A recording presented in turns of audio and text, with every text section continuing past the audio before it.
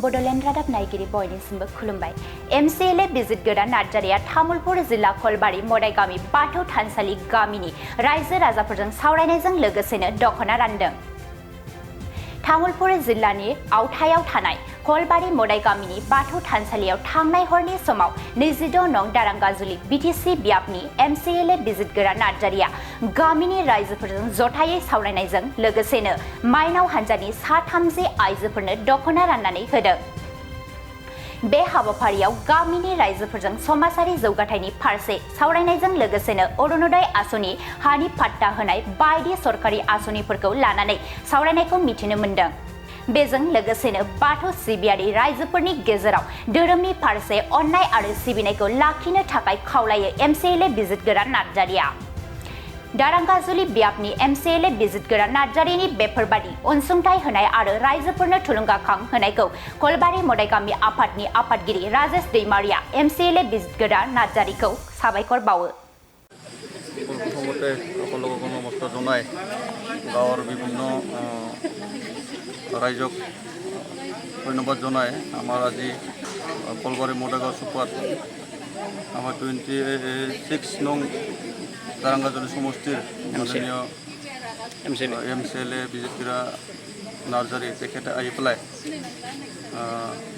মদাগামী বাথৌ থানচালিৰ যিটো মাইনাও আৰজ হাঞ্জা গ্ৰুপ আছে তেওঁলোকক 30খন লাংগা বিতৰণ কৰে। লগতে তেখেতে ৰাইজৰ আটাইক লৈ পেলাই সমাজ ব্যৱস্থাৰ বিষয়ে আলোচনা চৰ্চা কৰে। তেখেতে সমাজ ব্যৱস্থা কেনেকৈ গঢ়ি তুলিব লাগে এইবোৰ বিষয়টো আলোচনা কৰি যিটো মাটিৰ সমস্যা এইবোৰ সমস্যা লৈ আলোচনা কৰে আৰু আমাক উপদেশ দিয়ে। ধন্যবাদ। মদাগামী ৰাইজো আফাদनि गेजेराव जोंनि 26 नं तामुलपुर दारांगाजुलि समष्टिनि मानगोनां MCLA बिथां बिजित गोदान नार्जारि फैनो हादोंमोन। दा बिथाङा फैनानै जोंनि रायजो आफादनि माइनाव आरज हान्जानो बिथाङा गांथाम गानग्रा जि होलांनो हादों। लोगोसेनो बिथाङा धोरोमजों लोगोसे समाजनि बायदि जेंनाखौ फोसाबनायनि सोमोन्दै बिबुंथि लाखिलांदों। बेखायनो बिथांनिसिम रायजो आफादनि जानानै आरो माइनाव आरज हान्जानि जानानै रोजा रोजा साबायखर जासिनाय जाबाय। गोजोन्थों। मोनसे गोजोनथाव रादाब। क'क्राझार सहरनि साई मन्दिरनि साखाथियाव R&B र'ड वार्ड नम्बर 6 आव थानाय ब्रह्मानन्द ITI क'क्राझारआ नोंथांमोननि थाखाय लानानै फैदों मोनसे सनानि खाबु।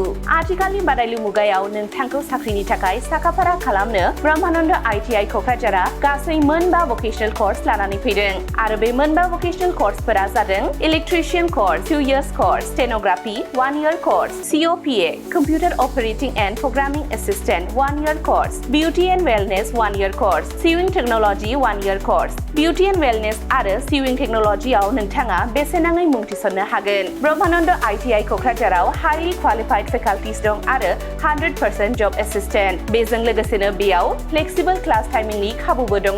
बेयाव CIPET, टुल गुवाहाटी बायदि नेशनेल इनस्टिट्युटफोराव एजुकेशनेल टुरनि थाखाय लानानै थाङो आरो रेलवे वर्कशप, बङाइगाव, APDCL बायदिफोराव इन्टार्नशिपनि थाखाय दैथायहरनाय जायो।